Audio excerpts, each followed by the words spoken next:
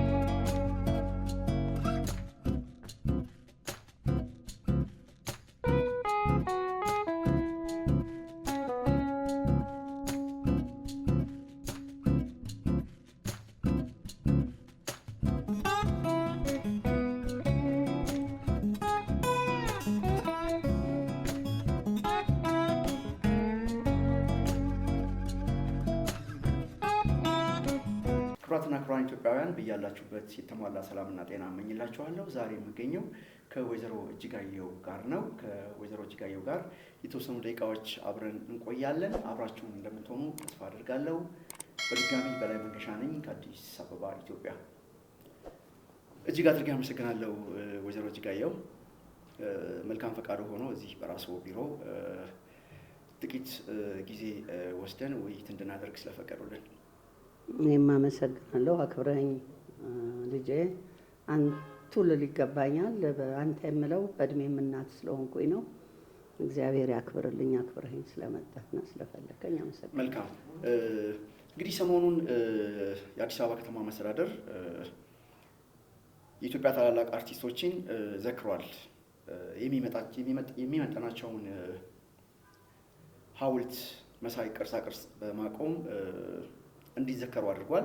እንግዲህ ከተዘከሩት መካከል ደግሞ ጋሽ መሐሙድ ይጠቀሳሉ። እሳቸውም በቦታው ተገኝተው ስነስርዓቱ ላይ እንደታደሙ ሁላችንም የምናውቀው ነገር ነው። ምን ተሰማዎት? ይገርምሃል፣ በዚህ አጋጣሚ ሊንኩን ያላከልኝ ሰው የለም እና ሁሉም ብዙ ሰው ወደ እኔ ሊንኩን ልኮት ከፍቼ ሳየው በጣም ነው ደስ ያለኝ። ህንድ መሄዱን ነበር የማውቀውና ተሽሎት መጥቶ እንደዚህ ሆኖ በማየቴ በጣም በጣም ደስ ብሎኛል። መሐሙድ የዋህ ሰው ነው። መሐሙድ ጥሩ ሰው ነው ብያለሁ። በተደጋጋሚ ስለሱ ጥሩነት ተናግሬያለሁኝ እና ይገባዋል። በእውነት ደግሞ በሚዘፍንበት ጊዜ ተጠንቅቆ ክብሩን ጠብቆ ሀገርን ጠብቆ ወገንን ጠብቆ የሚዘፍን ዘፋኝ ነው መሐሙድ። ለዚሁም አሁንም ደግሜ እናገረዋለሁኝ። በደርግ ጊዜ ማንኛቸውም ዘፋኝ የአብዮት ዘፈን መስፈን አለባቸው፣ አለዚያ ካሴት እንዳወጡ ተብለው በተከለከሉ ሰዓት ስለ ሌላው መድገም አልፈልግም። መሐሙድ ግን በዛን ሰዓት ስለ ሀገር ሰላም፣ የሰው ልጆች ሁሉ ሰላም ይሁን ምድሩ ሁሉ የሚለውን የተጫወተ ሰው ነው እና ይገባዋል። በእውነት ደስ ብሎኛል። እኔ እግዚአብሔር የተመሰገነ ይሁን። ከዚህ ጋር በተያያዘ እንግዲህ አንዳንዶች የከተማውን አስተዳደር ይተቻሉ በተለያየ ሁኔታ። ለምሳሌ ከልማቱ አንጻር ልማት አይደለም አሁን የሚያስፈልገው የሚሉም አሉ። መንገድ ምን ያደርግልናል፣ አስፓልት ምን ያደርግልናል፣ ፓርክ ምን ያደርግልናል ብሎ የሚተቹም ሰዎች አሉ። የከተማ አስተዳደሩ ደግሞ ከዛም ከፍ ባለ መልኩ እንግዲህ እነዚህ የሀገር ባለውለታ የሆኑ ኢትዮጵያውያን ታላላቅ አርቲስቶችን በአደባባይ እንዲታወሱ እያደረገ ባለበት ሁኔታ በመቃወም ብቻ የተጠመዱ ሰዎች አሉ። አይቃወሙ አይደለም እያልኩ ያለሁት፣ መቃወምን በምን መልኩ ነው መገለጽ ያለበት? በጣም ይደንቀኛል። ይሄ መቃወም የሚባል ነገር ማን ምን እንደሚቃወም የሚያውቁ አይመስለኝም። መጀመሪያ ደረጃ ሀገራችን ተለውጣለች። እኔ አንድ ነገር ልንገር፣ ሳውዲ አረቢያ በነበርንበት ጊዜ የመጀመሪያ ባለቤቴ ዲፕሎማት ነበረ። እንግዲህ ዲፕሎማት በዛን ዘመን በተለይ በጣም የሚከበርበት ዘመን ነበረ እና እዛ ሰፈርኛ የምንኖርበት ቤታችን ትልቅ ቤት ነው፣ ግን ማታ መብራት እንዲስታይ ጩል ጩል ጩል ነው የሚለው። በቃ እንደ ባል ሀገር ነው። በሁለት ቀን ውስጥ ነው ቤት እንድንለቅ የተደረገው። አዎ ልነግርህ አይደለም፣ በሁለት ቀን ውስጥ ቤቱን እንድትለቁ ተባለ። አሁን ኮየ ፈጬ ምናምን ለሚኩራ ሄዱ ምናምን ከሚባለው ከዛ በሚርቅ መልኩ 2 ክፍል ቤት ከዛ ቤት ወጥተን ከነ ልጆቼ ተከራይተን ፍርስርሱን ያወጡት ለልማት ማለት ነው። ለልማት ለዛውም የዲፕሎማት ቤት ሆኖ ያንን እንኳን ከቁም ነገር አልቆጠሩት። ልማት ነው። ሀገር ልትቀየር ግድ ነው፣ ልታምር ግድ ነው። ድሮ አፍንጫችንን ይዘን ነበር በፒያሳ የምናልፈው። ድሮ አፍንጫችንን ይዘን ነበረ በዚህ በዶሮ ማነቂያ በምን ማንስ ይሄዳል? እውነት እንነጋገር ካልን ዛሬ እንዲህ በርቶ ሰላም ተገኝቶ እስቲ እንንሸርሸርበት እያልን እንዴ ሊመሰገኑ እኮ ይገባል። እውነት እንነጋገር ካልን ጥፋት ካላቸው ይፈልጉና በጥፋታቸው ይውቀሷቸው። ደግሞ አንድ መሪ አንድ ስራ ውስጥ ያለ ሰው ደግሞ ስህተት ሊሰራ ይችላል። ፍጹም ቅዱስ ፍጹም እንትን አይደለም። ግን ብናደንቃቸው፣ ብንረዳቸው፣ አይዟችሁ ብንላቸው ከዚህ በላይ ሊሰሩልን ይችላሉ። እኔ ሳይሆን ህዝቡ ከህዝብ እናገራለሁ። ይሄንንም አንተ ስለጠየቀኝ ሳይሆን ከሰዎችም ጋር ሳወራ ይሄንን ነው የምናገረው ስላቸው ህዝብ አይበልጥም ወይ ይሉኛል። ህዝቡ ምን ሆነ ነው መልሴ። በአንድ ሽንት ቤት በተቆፈረው ሽንት ቤት በዛ ውስጥ ስንት ሺህ ሰው እየሸና በአንድ ቦታ ሰው ከገባ ደግሞ ከተያዘ በየጥቡ እንደማናውቀው ለምን እንሆናለን? ከዛ ውስጥ አውጥተው እንዴ እንትን ሰርተው ኮንዶሚኒየም ሰርተው ቤት ሰጥተው ያስለቀቋቸው እነሱ እስከ ሌላው ሲያወራ ነው እንጂ የምሰማው እነሱ ሲያመሰግኗቸው ነው የምሰማው። እና ምንም ምንም ምንም ምንም ቢሉኝ በዚህ ይሻልንም ሊመሰገኑ ይገባቸዋል። እንዴ የመጣው መንግስት እኮ በአቅሙ ይሞካክራል። ይህንን ወይ ትችት እየፈራ ይሆናል ዝም የሚያለው። እኔ በመንግስቱ ኃይለማርያም ጊዜ አስታውሳለሁኝ አልፎ አልፎ ፎቅ ቤቶች መስራት ጀምረው ነበር። ኢህአዴግ ደግሞ ሲመጣም ደግሞ ምንድነው ኮንዶሚኒየም ኮብልስቶን ምናምን ጀምረው ነበር። ደፋር መንግስት ያስፈልጋል። ቆራጥ መንግስት ያስፈልጋል። የአሁኑ መንግስት ደፋር ነው፣ ቆራጥ ነው፣ ሰርቶ አሳይቷል። ሊመሰገን ይገባል። በእውነት እግዚአብሔር ይስጣቸውን ያመሰግናቸዋል። ስለ ክብርት ከንቲባ አዳነች አንስተህልኛል። እኔ አንቱ ምላቸው ልጄ ናቸው። በእድሜ ልጅም ልጅ ሊሆኑ ይችላሉ፣ ህፃን ናቸው። በዚህ እድሜ ይህንን ያህል ጀግንነት፣ ይህንን ያህል ቆራጥነት፣ ይህንን ያህል ንጽህና፣ ይህንን ያህል ወሳኝነት እንደ ቀላል ነገር አይደለም። እንዴ እኔ በየጊዜው ሳያቸው አሁን በመጀመሪያም አክብሬያቸዋለሁኝ። እጅ ነስቻለሁ ብድግ ብዬም ይከበሩልኝ ብዬ በአቡነ ጳውሎስ ሐውልት የተነሳ ይግባ ሲባል ነው ያሉ ጀግና ናቸው። ከቤተ ክርስቲያንን ሊነኩም አይፈልጉም። የእውነቴን ነው የምልህ። የማንንም ሃይማኖት ሳይነኩ ሃይማኖትን አክብረው እሳቸው ኦርቶዶክስ ይሁኑ አይሁኑን ያላቅም አውቀውም የለኝም፣ አይመለከታቸውም።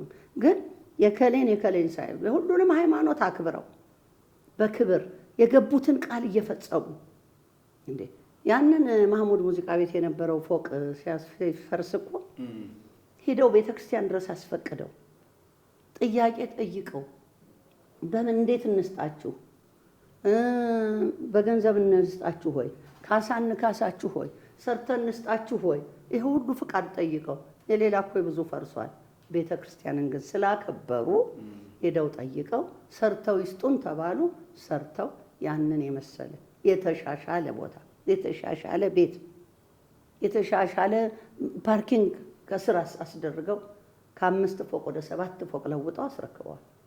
ሊደነቁ ይገባቸዋል በእውነት ለመናገር። አሁን ደግሞ ያረጉት በነ ማህሙድ በነ ጥላሁን ላይ እነኚህ ሰዎች በእውነት አለማወቅ የአገር ቅርሶች ናቸው። አንደኛ እውነት ለመናገር ነው በተለይ የድሮ ዘፋኞች የዋሆች ናቸው። ሆይ ነው፣ ምኑንም አያውቁትም። የጥቅም ሰዎችም አይደሉም። የተጠቀሙትም ነገርም የለ። አሁን ነው የተጠቀሙት። አሁን በእውነት ክብርት ወይዘሮ አዳነች አቤቤ ጠቅሟቸዋል። ይህንን ማስታወሻ ማድረግ፣ ይህንን መታሰቢያ ማስቀመጥ በጣም በጣም የሚደነቁ ናቸው። እግዚአብሔር ይስጣቸው። እኔ ምንም ነገር ሲያፈርሱ አላየሁም። ምንም የነበረ ስም ሲያበላሹ አላየሁም። አሁን በየቦታው የተሰራው ሁሉ ክብር እየጠበቁ ነው፣ እያዋረዱ አይደለም። እና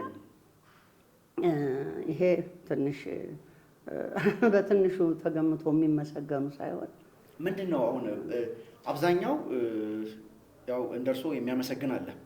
በዛው ልክ ደግሞ በጣም በከፍተኛ ደረጃ ያለማመስገን እና በጥላቻ ብቻ ነገሮችን የመፈረጅ ባህሪም የሚታይባቸው በርካታ ታዋቂ ግለሰቦችንም እያየን ነው አሉ። ምንድን ነው ማመስገን ያለውን ነገር ማመስገን፣ እንደውም የሀገርን ነገር ለሀገር የተገነባን ነገር ማመስገን ወይም ለዛ ነገር እውቅና መስጠት ምንድን ነው የሚያንቃቸው? እነሱ ቁስለኞች ናቸው። ይቅርታ አድርግልኝ፣ ቁስለኞች ናቸው። እደግመዋለሁ፣ ቁስለኞች ናቸው። ቁስላቸው ምንድን ነው? ቤተ ክህነት ከእጃችን ወጣ፣ ቤተ መንግስት ከእጃችን ወጣ ብለው የሚያላዝኑ ናቸው። ቤተ ክህነትም ቤተ መንግስትም የሁሉ ኢትዮጵያዊ ነው። ይህን መቀበል ያቃታቸው አላዛኞች ቢያላዝኑ ምንም የሚያመጡት ነገር የለም። አላዝነው ይቀራሉ። ይሄ ነው በቃ እውነቱን ልንገር፣ ይሄ ነው። እነማን ናቸው? ወደፊት ግልጽ ይወጣል። የጊዜ ጉዳይ ነው። ወደፊት የኢትዮጵያ ተስፋ እንዴት ይታዩታል? እኔ ወደፊት ብዙ ከዚህ በላይ ያድጋል ሀገራችን ብዬ ነው የምገምተው። እንስጣቸው እድል፣ አይዟችሁ እንበላቸው፣ እናመስግናቸው። አሁን ምርጫ ይካሄዳል፣ እንምረጣቸው። እንዴ እኔ ሌላው እኮ ብዙ መንግስታት እኮ ሲያሸሽና ለራሱ ሲሰራ ነው የሚታየው፣ ወይ ለልጆቹ እኮ ቲያትሩን ሲሰራ ነው የሚታየው። እነዚህ እኮ ሀገር እያለሙ ነው ያሉት። ይህንን ያህል አገር መቀየር ቀልድ ነው እንዴ? አሁን ርቀው ሄዱ፣ አገር ራቁ እኮ እየፈጨ ምናምን ተሻሽለዋል እኮ ኑሯቸው ይሄዷል። ስራ ይፈቼ ግን ኢትዮጵያ ውስጥ አይደለ እንዴ? እኔ ምን አውቃለሁ ነው። ለምንድን ነው የሚጋነነው? አንዳንድ እንደዚህ የሚሉ ሰዎች እኮ እንደውም ከአዲስ አበባ ውጭ ነው የሚኖሩት፣ ኦሮሚያ ዙሪያ ነው የሚኖሩት። አውቃለሁ። ይሄን እንደዚህ አይነት ወቀሳ የሚተቹ ሰዎች አዲስ አበባ ቆሽሻለች ብለው ቀድመው የወጡ ሰዎች ናቸው ይሄን ሀሳብ የሚያቀርቡት። ይሄን ሲናገሩ ትንሽ አፍሩ። ምንም የሚያፍሩ ነገርኩህ እኮ አመለጠን ከእጃችን ወጣ የሚሉ ናቸው። በቃ ምን እንደሆነ አይገባኝም። የከእጃችን ወጣ ማላዘን፣ በቃ ከማላዘን ውጭ አሁንም ምንም አያመጡ። ዶክተር አብይ ይቀጥሉበት ስራቸውን፣ በዚሁ ይበርቱ፣ ሀገር ያልሙ፣ ለሀገር ይቁሙ። ዋናው ሀገር ናት። እውነት ለመናገር ሰው ነገ ሁላችን እናልፋለን። ለሀገርህ ግን ሰርተህ ማለፍ ቀላል ነገር አይደለም። ስምህን ተክለህ ነው የምታልፈው። ይኸው ዘፈኑ ተብሎ እኮ ነው ለአርቲስቶች አሁን እኮ ይሄ ተሰራላቸው። ነገ እኮ ለነ ዶክተር አብይም ጊዜ አለው ለሁሉም የወርቅ እንትንም ሊሰራላቸው ይችላል። ዶክተር አብይም እኮ ይዘውት የሚሄዱት ነገር ጥለውት እኮ ነው የሚሄዱት። ለኛ ሁሉም ጥለው ነው የሚሄዱት። ለኢትዮጵያኖች እኮ ጥለውት የሚሄዱት፣ ለሀገር ነው እኮ ጥለውት የሚሄዱት። የትኛው ይሄ ሁሉም ሀገር እኮ ለምቶ የምናየው ተሰርቶ ነው። ዛሬ ዱባይ አሸብርቃ የምናያት እኮ የድሮ ዱባይ አይደለችም እኮ። ድሮ ዱባይ እንደዚህ አልነበረም። አሁን ደግሞ ያሸበረቀ ዱባይ እያየን ነው። ድሮ ኢትዮጵያ አዲስ አበባ እንዲህ አልነበረ። አዲስ አበባ ብቻ አይደለም ደግሞ እየተሰራ ያለው። ወደ ጅማ ብትሄድ እየተሰራ ነው። ወደ ጎንደር ብትሄድ እየተሰራ ነው። ብዙ ቦታ ስትሄድ እየተሰራ ነው። ሰላም አለበት። አዲስ አበባ ውጪ አብዛኛው የክልል ከተሞች እየተሰራ ነው። በተመሳሳይ ሁኔታ እየተሰሩ ነው። አዎ እየተሰራ ነው። እና ለምንድን ነው ሁልጊዜ ማውቀስ፣ ሁልጊዜ መሳደብ፣ አለ ትችት ሌላ ስታይል የለም። ይሄው ነው። መልካም እንግዲህ እርስዎ ከልጅነቶ ጀምሮ አንዳንድ ፕሮፋይሉን ለማየት ሞክሬያለሁ። ከአስተዳደጎ ጀምሮ ከትዳር መስርተው ዲፕሎማት ባለቤትም እንደነበረው ነግረውኛል። አሁን ራሱ ማለት ነው። እንግዲህ እስከ ዛሬ ድረስ ያሉት ፕሮፋይል እንደ አንድ ኩሩ ኢትዮጵያዊ እንድመለከቱት ያደረገኝ ነገር አለ። በዛ ላይ ደግሞ የቀድሞ የጋሽ መሐሙድ አህመድ ባለቤት ነው። ጋሽ መሐሙድ በኢትዮጵያ ውስጥ እንግዲህ በጣም እጅግ የሚከበር አርቲስት ነው። ጋሽ መሐሙድ አርቲስት ስለሆነ ነው አንተ እያልኩት ያለሁት። ይሄ ፕሮፋይል እንዳለው ታውቃለሁ። አሁን ግን ይህንን አሁን ያለውን ነገር ሲያመሰግኑ እየተመለከትኩ ነው። በዚህኛው ስርዓት ምን ስለተጠቀሙ ነው እርስዎ በግሉ እንዲህ ሊያመሰግኑ የቻሉት? አንድ ነገር ላስረዳ። በጃንሆይ ጊዜም ተንቀባርሬ የኖርኩ ሴት ነኝ። ከዛም የተቀያየረው መንግስትም ሁሉንም መንግስት አውቀዋለሁ። በቀበሬ ነው የኖርኩት። ይሄ ላይ የሆነ የቻለው ግን ተጠግቼ መንግስትን ወይ መንግስት ከመንግስት እጅ ቀላውጬ አይደለም።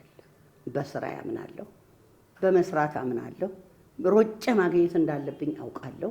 መንግስትን ሳላጭበረብር በህጋዊ መንገድ ግብሬን እየከፈልኩ ክብሬን አስጠብቄ ልጆቼን እግዚአብሔር ይመስገን የዛሬ ልጆቼም ሁሉም ራሱን የቻለ ነው።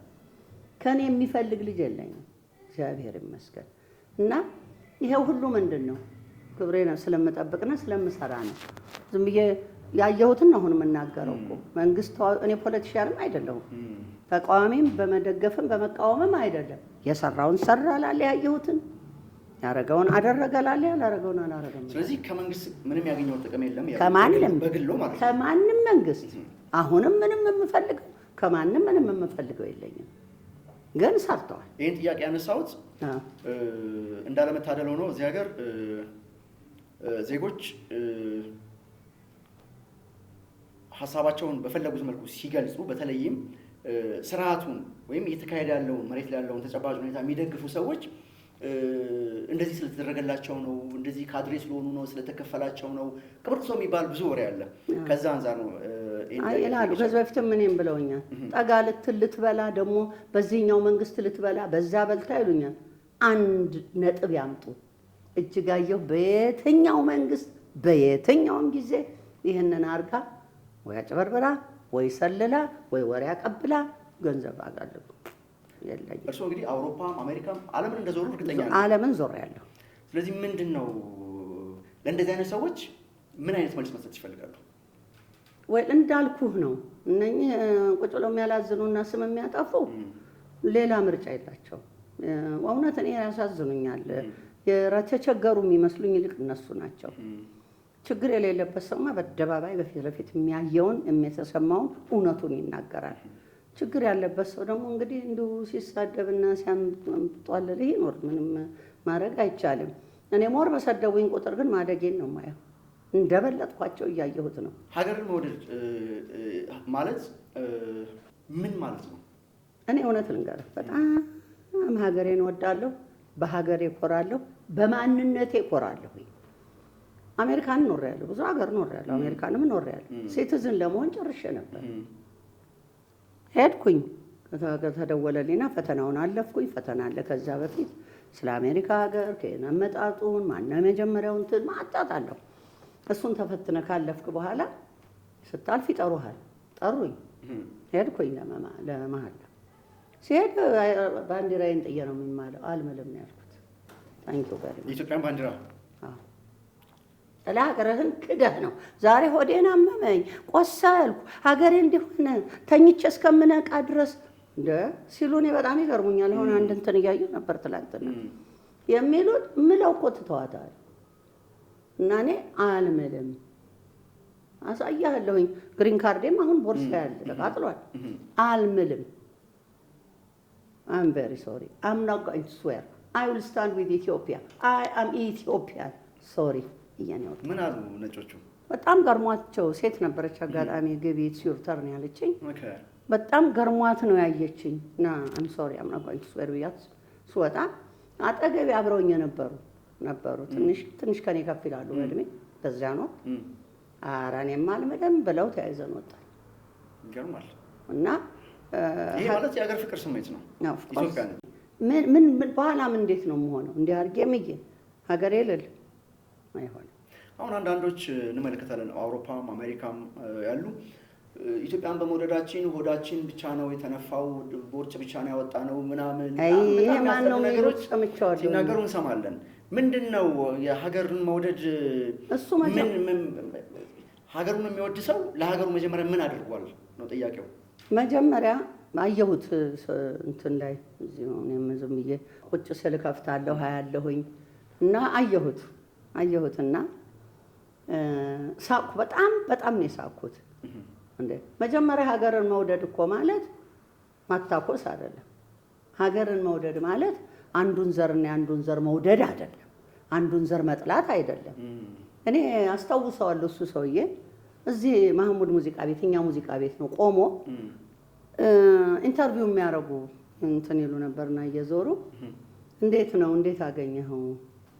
ቢቢሲ ይሁን ምን እንደሆነ አለ።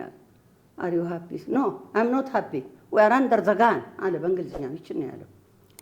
ኢህአዴግ በገባ ጊዜ ኢህአዴግ ሲገባ አንደር ዘ ጋን አልነበረችም ሀገሪቷ።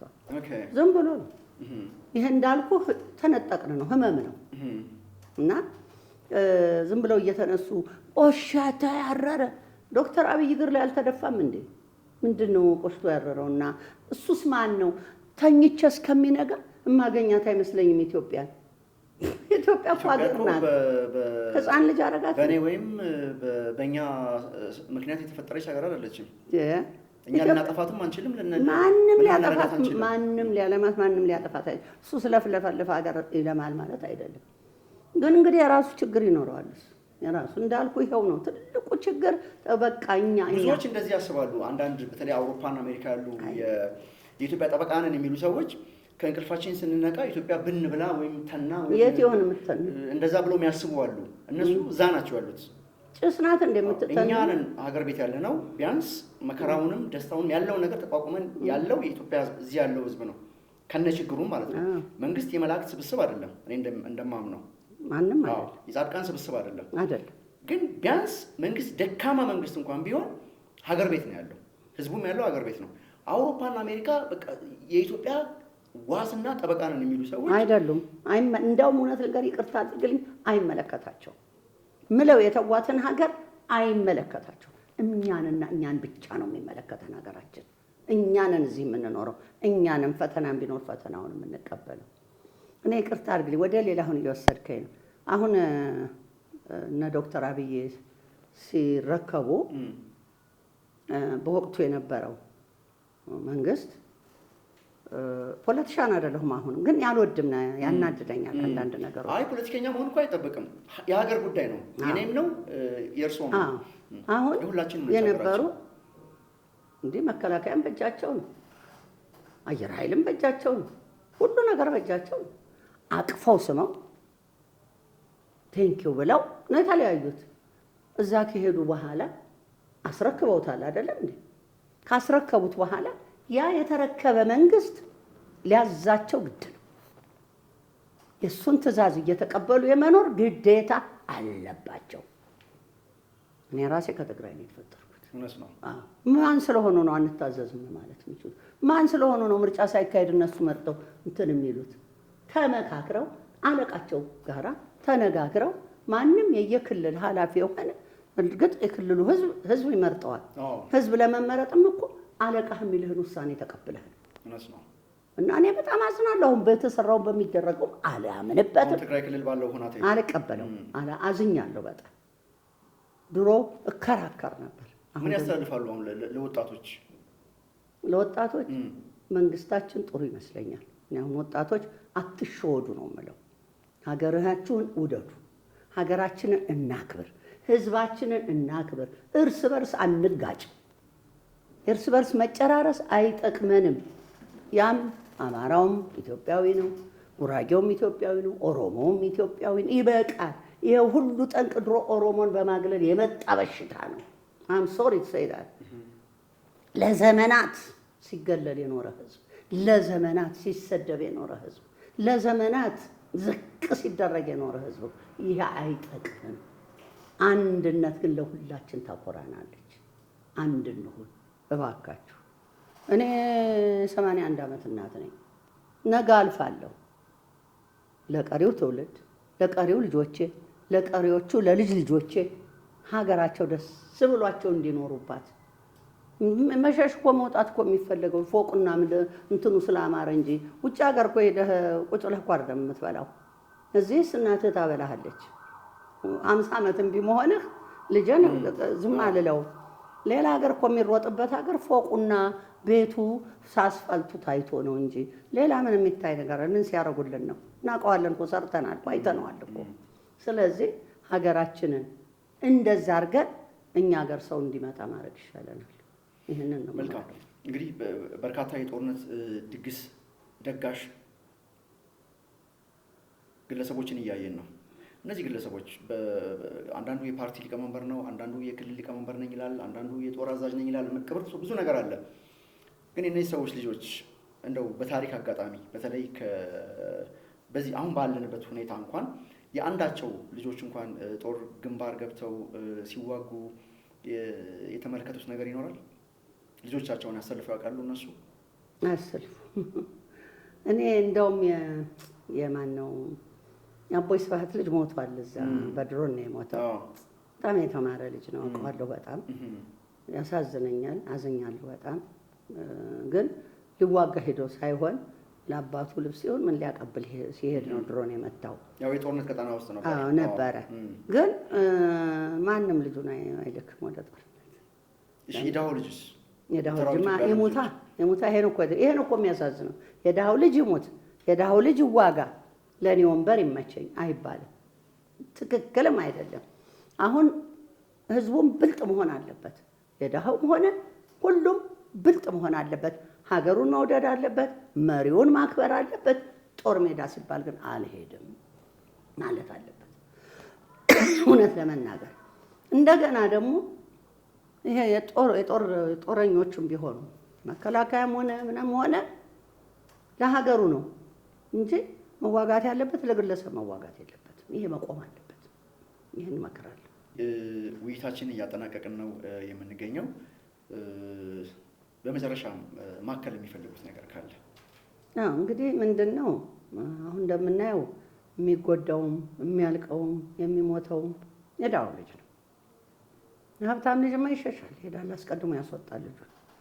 ስለዚህ የድሃ ልጆች ደግሞ ለምን ብለው ነው ራሳቸውን አሳልፈው ለእልቂት የሚሰጡት? በቃ አንሄድም፣ አንዋጋም። ሀገራቸውን ይውደዱ፣ መንግስታቸውን ያክብሩ፣ ያግዙ። ይሄን መንግስት በእውነት አለ የምለው ሁላችንም እናግዝ። እኔም በምችለው ለማገዝ ዝግጁ ነኝ። ከዚህ በላይ ምን ያርግልኝ? ምን ይስራልኝ? ሀገሬን ለውጦ አሳምሮልኛል። አንዳንድ ገና ይቀራል፣ ይግባበት፣ ይስራው እና ይሄ ነው እውነት።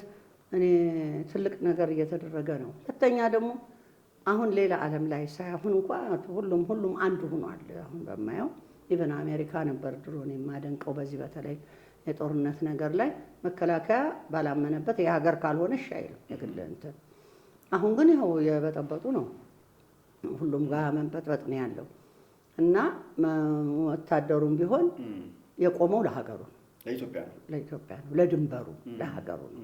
አሁን ትልቁ ደግሞ በእውነት ትልቁ ይሄ አሁን በየመንገዱ የሚደረገው ይሄ ልጆች እየተሰረቁ የሚሰራው ነገር ያለው ቀላል ነው ለመንግስት ማስቆም መቻል አለባቸው። እንዴ ለምን በኢህአዴግ ጊዜ ሁሉ ችግር አልነበረም። እውነት እናውራ ካለ እንደፈለግን ከአንዱ ቦታ አንዱ ቦታም ሰው ይሄድ ነበር። አሁን ያ የለም። ይሄ ህፃናት የሚታገቱበት ሁኔታ ነው። አዎ ይሄ ህፃናት መታገት ነገር ሁሉ መቆም አለበት። መንግስት ትኩረት ይስጠው ይሄንን ነገሮች። ለምን ሰው ወልደህ ልጅህን እሰማለሁ ስትል ትምህርት ቤት ትወስዳለሁ ስትል ይሄ ነገር መሆን የለበትም። ይሄ ነገሮችንም መንግስት እንደው በቅን ልቦና ተከታትሎ የሚቆምበትን መንገድ ይሄ በየመንገዱ ደግሞ ሰው እየታገተ ይሄን ያህል ሚሊዮን ብር አምጡ የሚባለው እኔ እንኳን አልደረሰብኝም ከምሰማው ነው። ይሄ ሁሉ እንዲቆም ማድረግ መንግስትን በተቻለው ለደሃው ይርዳል። እኛም ህዝቦቹም ከመንግስት ጋር እንቆማለን። እውነቱን ልንገር እኔ ለዚህ መንግስት ብዙ አክብሮትና ፍቅር አለ። መልካም ይሄው ነው። እጅግ አድርጌ አመሰግናለሁ ወይዘሮ እጅጋየሁ። ጊዜውን እንግዲህ ሰውተው ይሄንን የመሰለ ውይይት ስላደረገን እጅግ አድርጌ አመሰግናለሁ። እግዚአብሔር ይስጥልኝ። እኔም አመሰግናለሁ የኔ ልጅ። ብዙ ተከታትያለሁ እንትንህን በጣም ነው የማደንቀው። በጣም በእውነት ለምን ማንንም የማይነካ ትክክለኛ ስለ ኢትዮጵያና ኢትዮጵያ ብቻ ሌላ ምንም መነሻ ያለ ስለሆነ በጣም አደንቃለሁ የኔ ልጅ። እግዚአብሔር ካንተ ጋር ይሁን። እግዚአብሔር ይርዳ። አሜን።